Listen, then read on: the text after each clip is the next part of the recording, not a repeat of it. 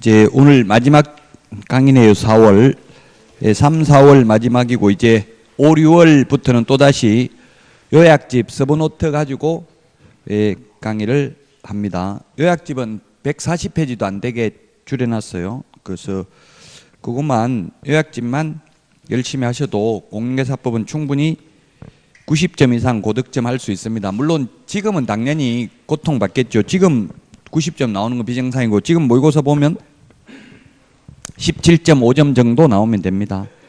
계속 이제 고통받으면서 조금씩 시납으로 점수가 올라가야 되지. 지금 전 과목 만약 첫 모의고사를 봐서 60점 이상 다 나오면 굉장히 위험합니다. 그 페이스를 시험 볼 때까지 유지하기가 어렵습니다. 그래서 너무 조급하게 생각하지 마시고 아직도 6개월입니다. 굉장히 많이 남았습니다. 그래서 이때까지 너무 열심히 하신 분들은 이제 지칠 때가 됐죠.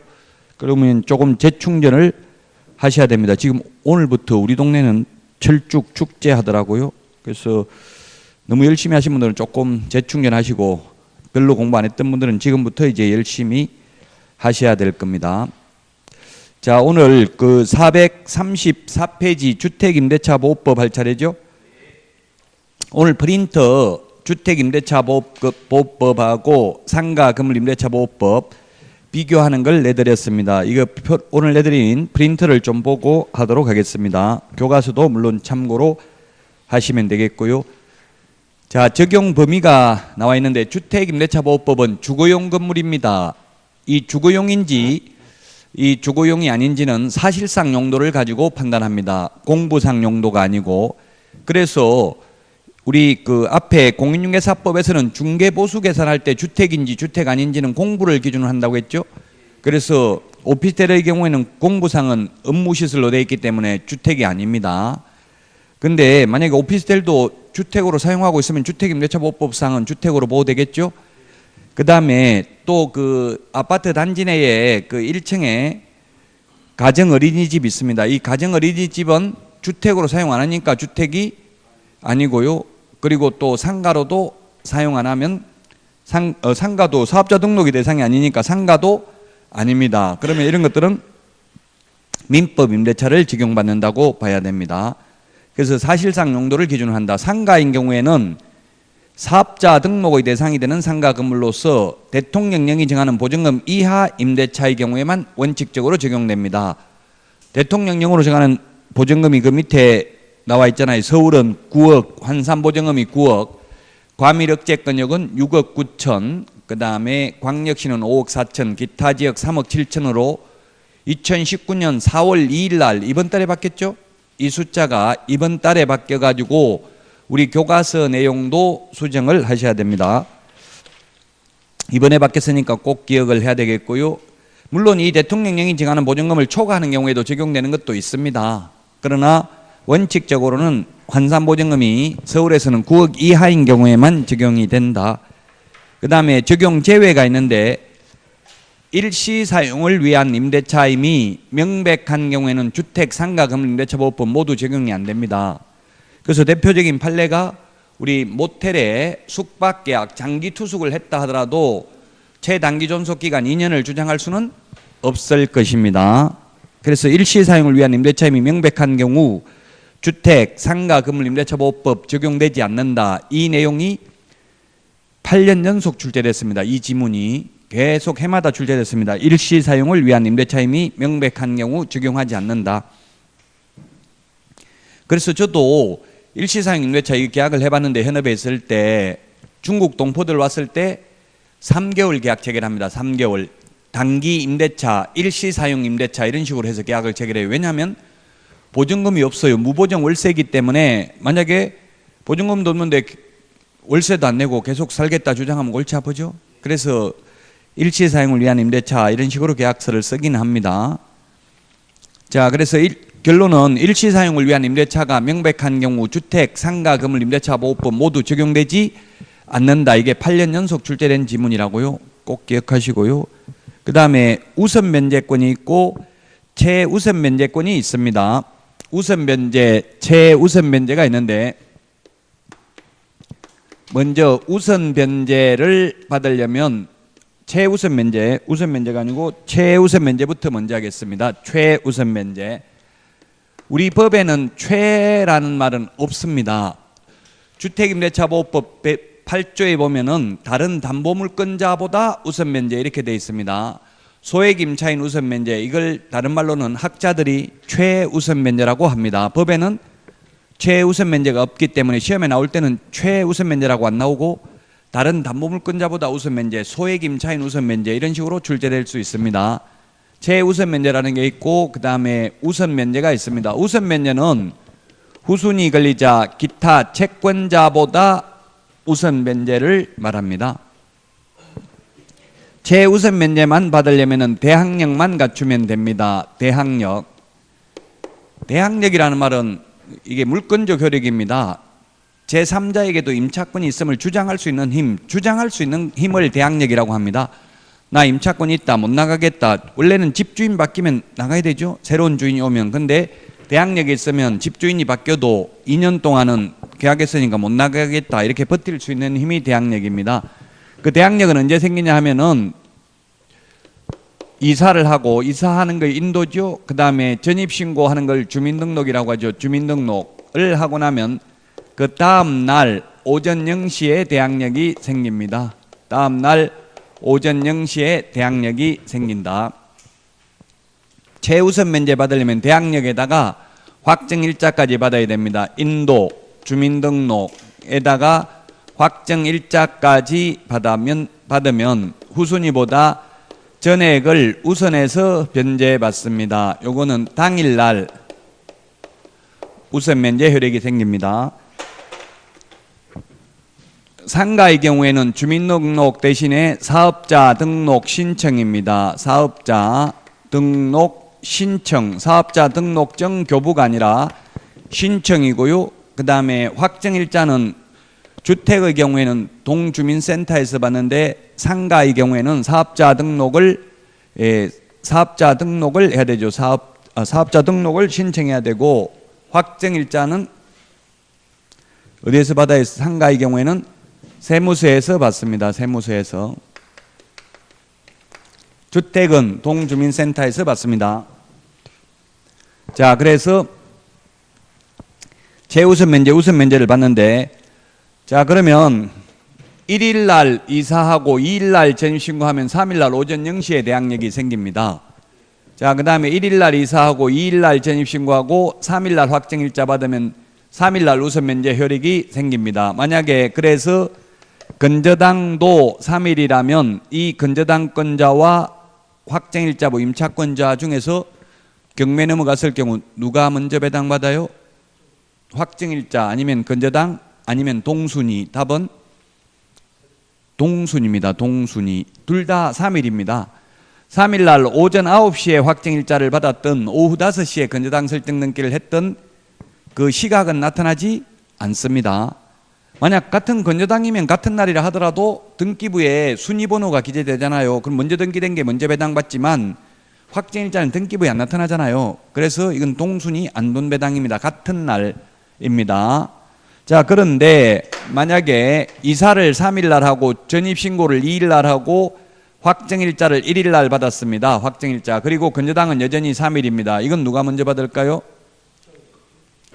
이건 건저당이 먼저 배당받습니다. 확정일자는 1일날 받아서 당일날 우선면제 효력이 생긴다고 돼 있지만 단 사전 전제 요건이 대항력을 갖춰야 됩니다. 대항력은 이 두 가지를 갖춘 다음 날 오전 0시에 대항력이 생깁니다.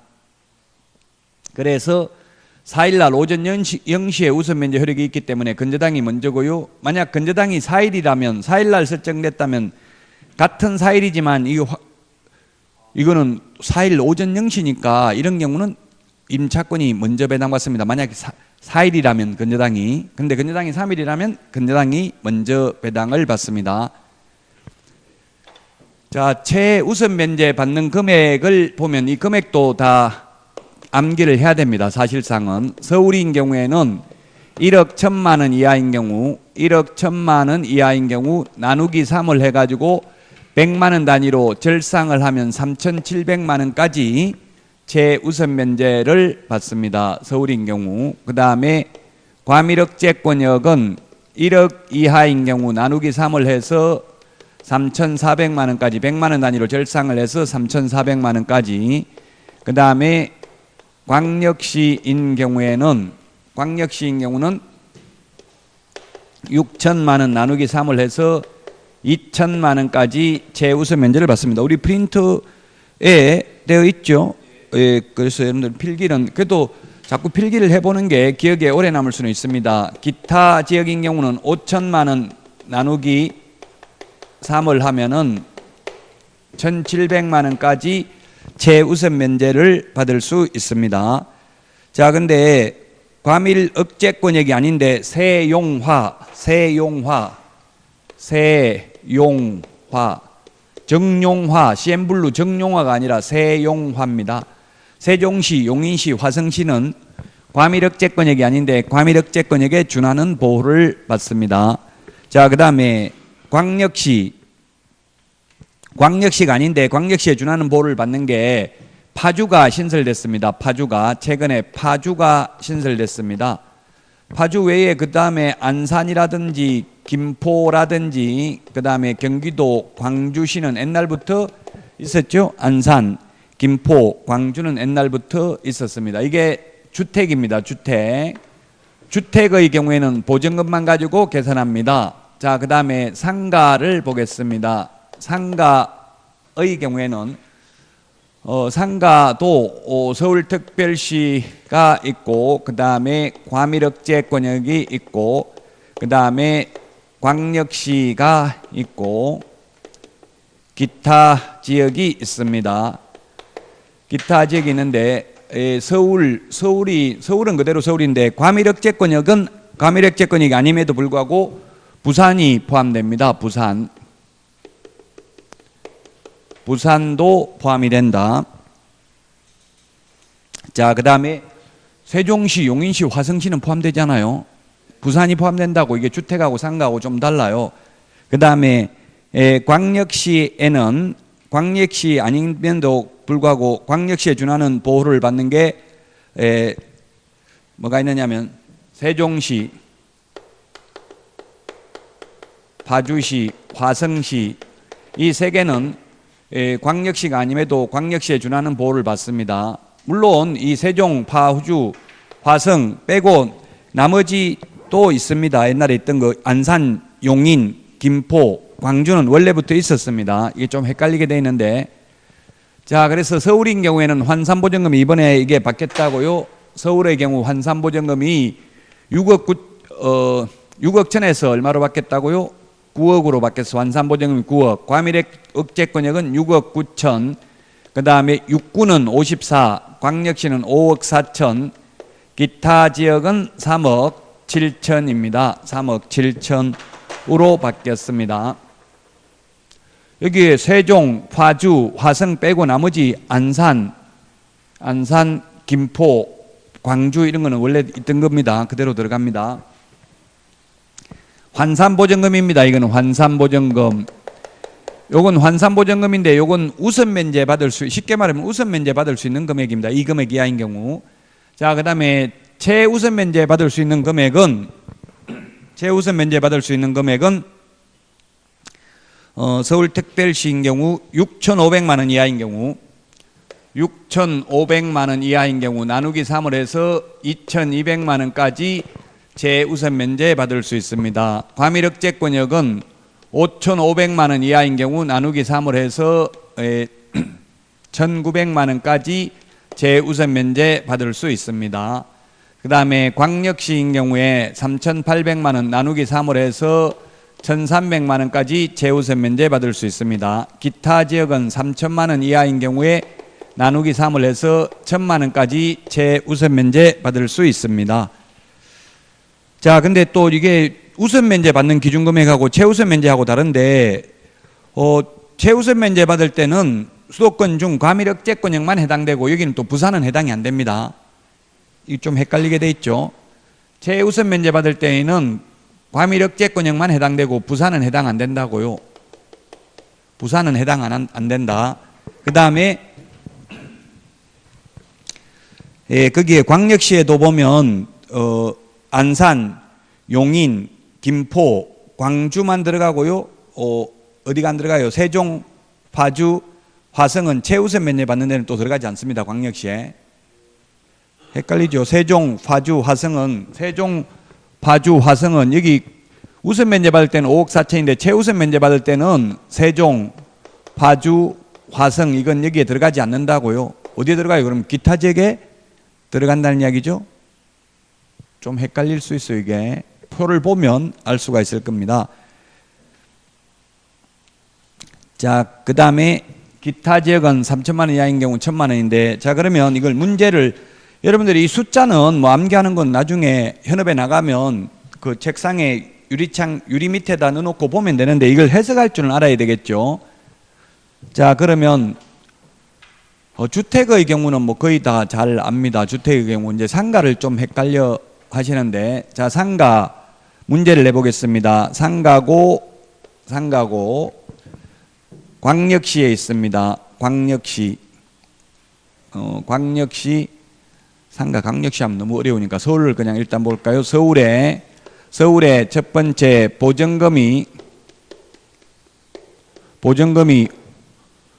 6,500만 원, 보증금이 6,500만 원, 월세가 100만 원입니다. 월세가 100만 원. 이 경우에 경매 넘어갔을 때 최우선 면제 얼마 받습니까? 최우선 면제 한 푼도 못 받습니다. 왜냐하면 환산보증금이 6,500 이하인 경우에 2,200만 원 받는데, 환산보증금이 보증금 더하기 월세 곱하기 100을 한 게 환산보증금입니다. 그래서 환산보증금은 이건 1억 6,500입니다. 월세 곱하기 100을 하기 때문에. 그래서 최우선 면제 한 푼도 못 받습니다. 그러면 반대로 보증금이 500이고 월세가 60만 원입니다. 그러면 월세 곱하기 100을 하면 6천만 원이죠. 그 다음에 6,500이잖아 환산보증금이. 이런 경우에 최우선 면제 얼마 받아요? 그럼 환산보증금은 6,500이라고 이걸 서울입니다. 얼마 받는다? 최우선 면제 500만 원만 받습니다. 왜냐하면 내가 내놓은 보증금이 500밖에 없는데 내놓은 보증금보다 더 많게 최우선 면제 받을 수는 없죠. 그래서 최우선 면제 받는 이 금액은 보증금 한도 내에서 받습니다. 기준이 되는 금액은 환산보증금입니다. 기준이 되는 금액은 환산보증금이다. 자, 이게 좀 어려울 수 있습니다.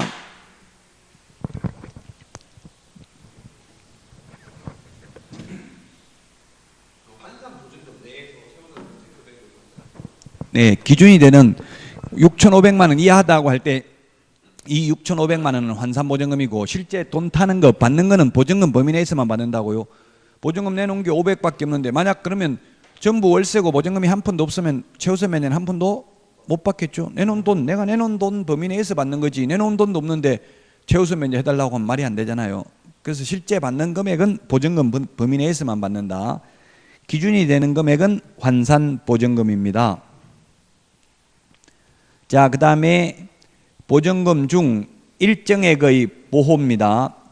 주택이든 상가든 모두 2분의 1 범위 내에서만, 매각대금의 2분의 1 범위 내에서만 최우선 면제 받습니다. 그게 무슨 말이냐 하면은 가령 상가인 경우 6천만 원 이하인 경우 2천만 원 최우선 면제 받고요. 6천도 2천만 원 최우선 면제 받고 2천만 원이라도 2천만 원 최우선 면제 다 받습니다. 그러면 방이 20개가 있습니다. 20개가 있는데 모두 보증금이 각 방마다 2천만 원입니다. 2천만 원짜리 방이 20개 있으면 4억이죠. 4억인데 이 건물이 경매에 4억에 낙찰됐습니다. 4억에 넘어가 버렸어요. 그러면 최우선 면제 다 해주고 나면 다른 건저당권자나 배당받을 게 한 푼도 없겠죠. 그래서 낙찰 금액 4억에서 2분의 1만 떼줘가지고 2억에서만 최우선 면제 받기 때문에 이건 2천만 원 최우선 면제 다 못 받고 1,000만 원씩 밖에 최우선 면제를 못 받는다는 이야기입니다. 그래서 2분의 1 범위 내에서만, 3분의 1이 아니고 2분의 1 범위 내에서 최우선 면제 받고요. 그 다음에 임대차 기간입니다. 임대차 기간은 최단기 존속 기간이 주택의 경우 2년이고요. 상가의 경우 1년입니다. 농지법에서 농지 임대차는 최단기 존속 기간이 3년이라고 했죠. 민법 임대차는 최단기 존속 기간, 최장기 존속 기간 없습니다. 지금 주택도 최장기는 없어요. 뭐 주택, 상가, 농지 전부 최장기는 민법 규정을 따릅니다. 최장기는 규정이 없고요. 그 다음에 지상권 최단기는 경관 건물 30년, 목조 건물 15년, 공작물 5년입니다.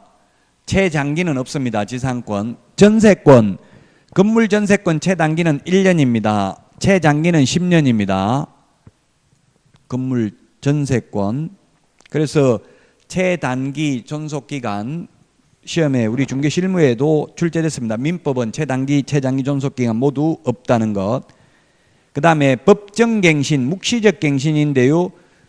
주택이나 상가 모두 법정갱신이 인정됩니다. 주택의 경우에는 법정갱신, 묵시적갱신.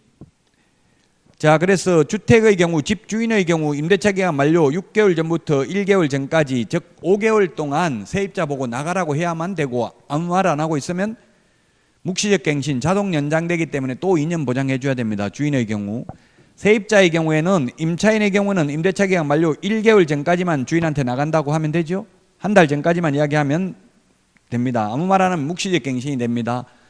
주택은 묵시적 갱신이 되면 임차인은 언제든지 나간다고 할 수 있습니다. 임차인이 나간다고 하면 3개월 지나면 효력이 발생하죠. 임대인은 세입자 못 내보냅니다. 또 2년 보장해 줘야 됩니다. 상가의 경우에도 임대인은 마찬가지고요. 상가에 대해서 임차인에 관한 규정은 없습니다. 임대인이 임대차 기간 만료 전 6월에서 1월 사이에 갱신거주를 통지 안 하면 또 1년 상가 보장해 줘야 됩니다. 세입자가 묵시적 갱신됐을 때는 역시 주택하고 똑같이 해지 통고하면 3개월이 지나면 효력 발생합니다. 묵시적 갱신도 이게 주택, 상가, 농지는 3개월 전까지 이야기해야 되죠. 3개월 전까지 이야기 안 하면 묵시적 갱신이 됩니다.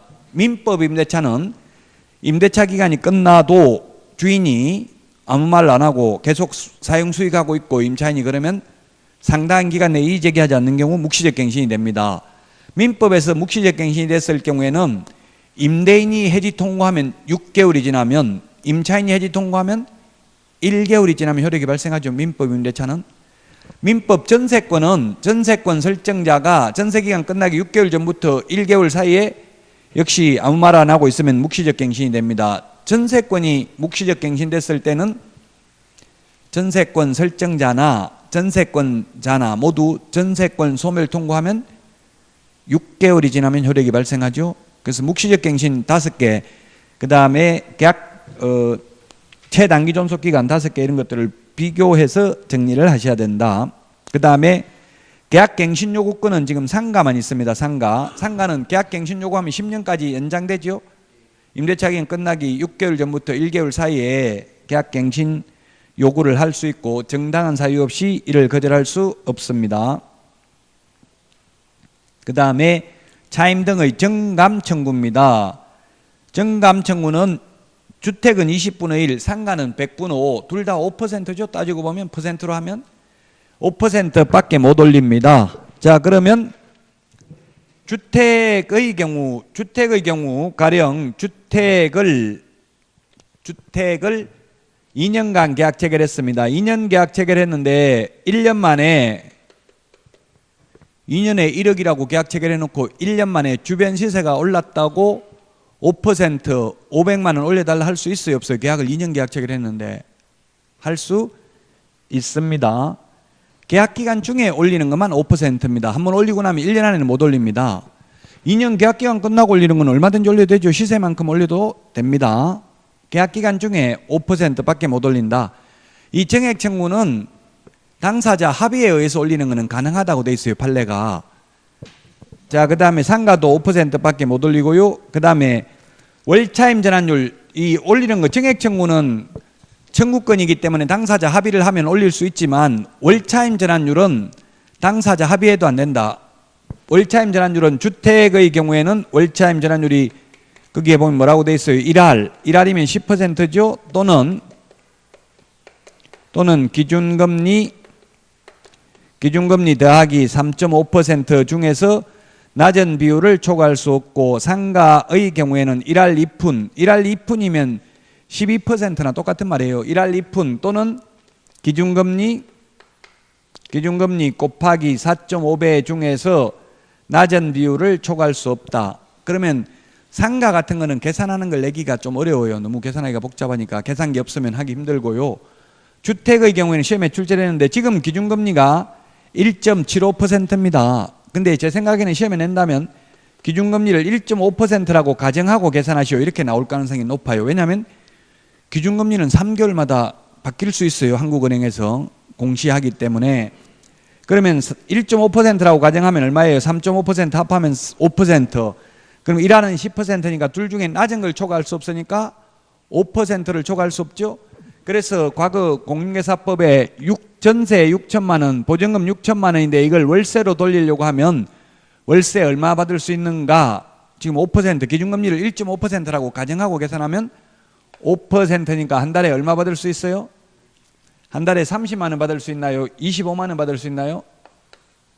25만 원이죠. 5, 6, 30. 1년에 300만 원이니까 나누기 12달 하면 한 달에 25만 원을 초과해서 받을 수 없다. 기준금리를 1.5%라고 가정하고 계산했을 시 그렇다는 이야기입니다. 지금은 1.75%니까 물론 조금 더 받을 수는 있겠죠. 계산기 가지고 계산해보면 나올 겁니다. 자, 그 다음에 사실혼 관계 승계입니다. 사실혼이 보호되는 것은 주택임대차보호법만 적용됩니다.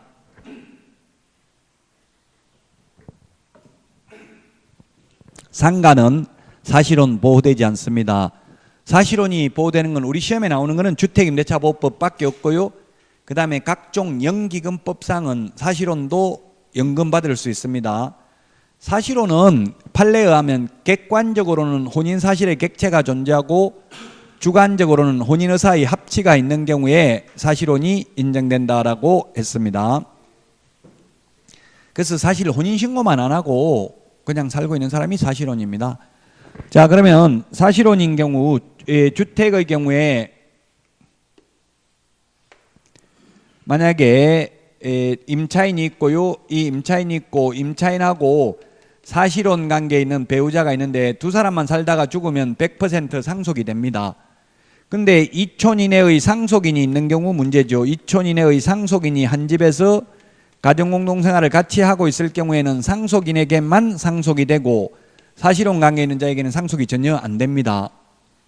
그래서 이게 노부모를 만약에 이 남자분 노부모를 모시고 있다면 노부모한테만 모두 상속이 됩니다. 근데 이 노부모는 요양원에 모시고 있고 부부 둘이만 살고 있다가 사망을 하면 2분의 1씩 공동으로 승계됩니다. 사실혼 배우자와 상속인이. 그래서 고려대학교 김형배 교수는 이게 대해서 신랄하게 비판을 하고 있습니다. 노부모를 모시면 한 푼도 상속이 안 되고 예를 들면 안 모시면 2분의 1이 상속된다고 하면 누가 모실 것인가 이렇게 비판을 하고 있지만 지금 현행법상은 어쩔 수가 없어요. 그래서 만약 여러분이 사실혼 관계의 배우자라면 어떻게 해야 되겠어요? 임차권 양도해라. 그러면 모실게. 이렇게 정지조건부 계약을 체결하면 되겠죠. 채권은 양도하고 채무자에게 통지하면 됩니다. 내용정모용으로 난 배우자한테 임차권 양도했다. 이렇게 통보만 해주면 됩니다. 자, 그런데 승계가 되는데 만약 2년 계약 체결했는데 임차인이 1년 만에 사망을 했다. 그러면 나머지 사실혼 관계에 있는 배우자는 1년 더 살 수 있습니다. 다만 임차인이 사망한 날로부터 1개월 이내에 반대 의사 표시를 한 경우에 그러하지 아니하다. 즉 한 달 안에 남편 죽었는데 무서워서 도저히 못 살겠다, 방 빼야 되겠다 주인한테 이야기하면 보증금 내줘야 된다는 이야기입니다. 사랑하는 사람 죽으면 무서워요, 안 무서워요? 엄청나게 무서워요. 저도 어머니가 몇 년 전에 돌아가셨는데 제가 모시고 있다 돌아가셨는데 엄청나게 무섭더라고요. 그 혼자 집에 있는 적이 있었어요. 안 그래도 무서워 죽겠는데 친구가 전화 와가지고 너 어머니 그 책상 식탁 밑에 계신다 이러더라고요. 얼마나 놀랬겠어요. 왜냐 물어보니까 지금 배가 고파서 저승에 못 가고 있다더라고요. 어떻게 해야 되냐 물으니까 2천만 원 내고 구달하더라고요. 가시려면. 돈이 없어 못하긴 했는데 어쨌든 무서워요. 그래서 도저히 이게서 무서워. 저도 방 뺄까 또 생각했어요. 너무 무서워서 이사를 갈까까지 생각했었어요. 근데 지금은 이제 괜찮더라고요. 자, 그래서 어쨌든 한 달 안에 주인한테 무서워서 못 살겠다, 이사 가야 되겠다 하면 보증금 내줘야 됩니다. 1개월이라는 거 우리 그 프린터 핵심 비교 정리 프린터 1개월에 보면은 정리가 되어 있죠. 우리 핵심 비교 정리 프린터 1개월 한번 찾아볼까요? 1개월이 45번에 15번에 있잖아. 15번 주택 임차권 승계 포기라고 나와 있죠. 그게 뭐냐면 사실혼 관계에 있는 배우자가 도저히 무서워서 여기 못 살겠다, 주인한테 한 달 안에 방 빼야 되겠다 이야기하면 된다 이 말입니다.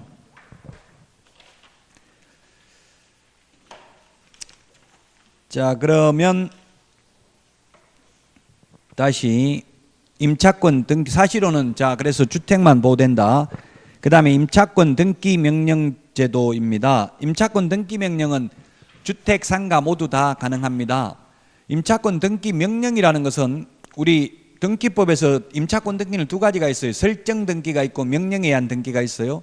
설정 등기는 합의에 의해서 임대인 임차인 합의에 의해서 하는 등기입니다. 원래 등기는 등기 권리자, 등기 의무자가 같이 가야 되잖아요. 등기소에. 그런데 이 명령에 의한 등기는 다른 말로 하면 재판상 등기입니다. 사실 재판의 종류에 보면 명령, 판결, 결정이 있어요. 그래서 재판상 등기이기 때문에 임차인, 등기 권리자 혼자만 가면 되죠.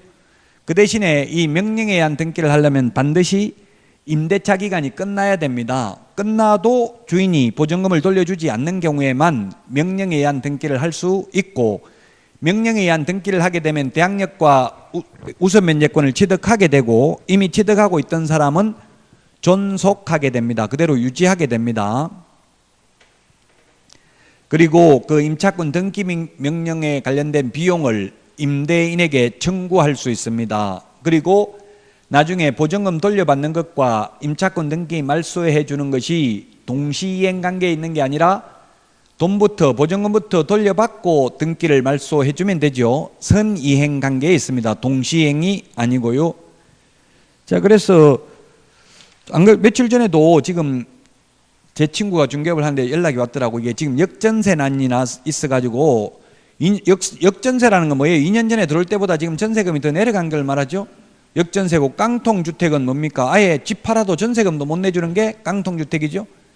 그래서 역전세난이 있어가지고 집을 매매를 중개를 했는데 잔금 날짜를 못 정했대요. 매도인이 새로운 세입자를 구해주는 걸 조건을 했고, 구해주고 나면 그 10일 후에 잔금 치르기를 한다 이렇게 한 거예요.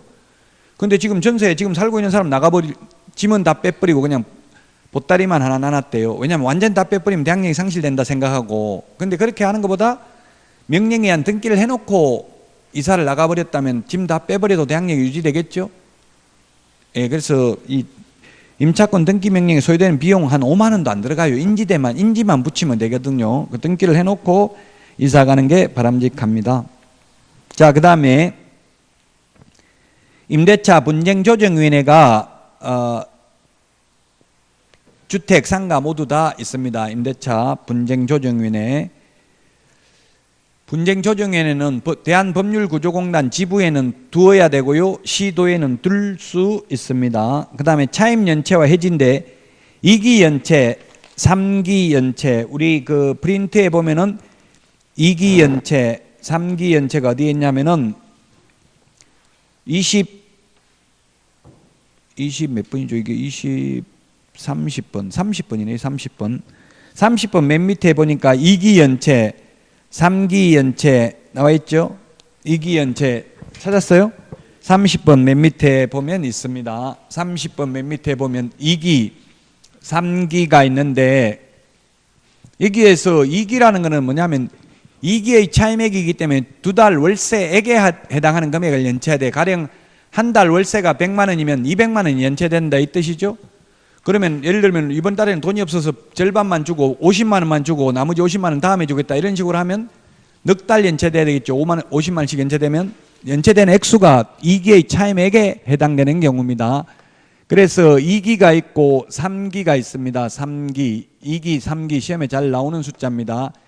2기의 차임액을 연체하면 민법 임대차 계약 해지할 수 있습니다. 민법 임대차 계약 해지 사유가 되고요. 그 다음에 주택 임대차 계약 해지 사유가 됩니다. 그 다음에 묵시적 갱신, 주택, 법정 갱신, 불인정입니다. 인정되지 않습니다. 법정 갱신, 불인정, 인정되지 않는다. 주택입니다. 주택, 법정 갱신 인정되지 않는다. 주택 묵시적 갱신이 있었잖아요. 임주인이 임대차 기간 만료 전 6월에서 1월 사이 갱신거절 통지 안 하면 묵시적 갱신되는데 2개의 차임액을 연체한 경우는 법정 갱신이 인정되지 않는다. 3개의 차임액을 연체한 경우에는 전부 상가와 관련되는 거죠. 상가 임대차 해지 사유가 됩니다. 거기 30번 프린터 핵심 비교 정리 프린터 30번 보고 밑줄 치놓으세요. 그 30번 맨 밑에 있죠. 2기, 3기. 그 다음에 상가 계약 갱신 요구 거절할 수 있습니다. 갱신 요구 거절 사유입니다. 갱신 거절 사유가 되겠고요. 그 다음에 권리금 회수기회 상가 권리금 회수기회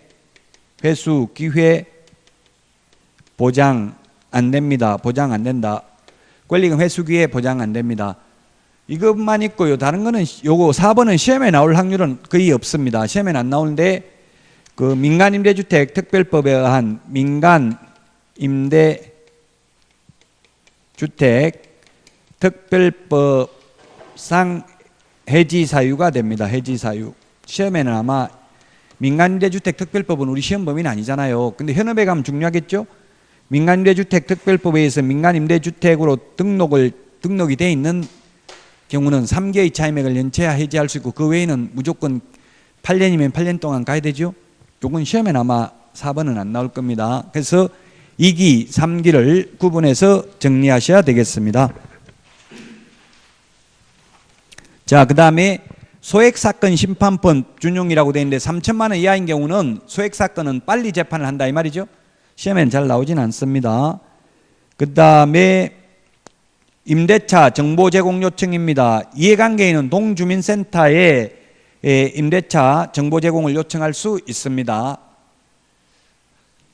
그 이해관계인인 경우. 그런데 우리 개업공개사는 이해관계인이 아닙니다. 그래서 개업공개사는 그 전입신고한 날짜 이런 거 알아볼 수가 없습니다. 주인이 동의해 주지 않는 한. 근데 상가인 경우는 이해관계인이 관할 세무서장에게 요청할 수 있습니다. 왜냐하면 세무서의 확정일자를 받기 때문에 그렇죠. 자, 그래서 주택하고 상가의 계략적인 차이점에 대해서 살펴봤습니다. 자, 여기까지 하고 이제 경공매에 대해서 살펴보도록 하겠습니다. 쉬었다가 하겠습니다.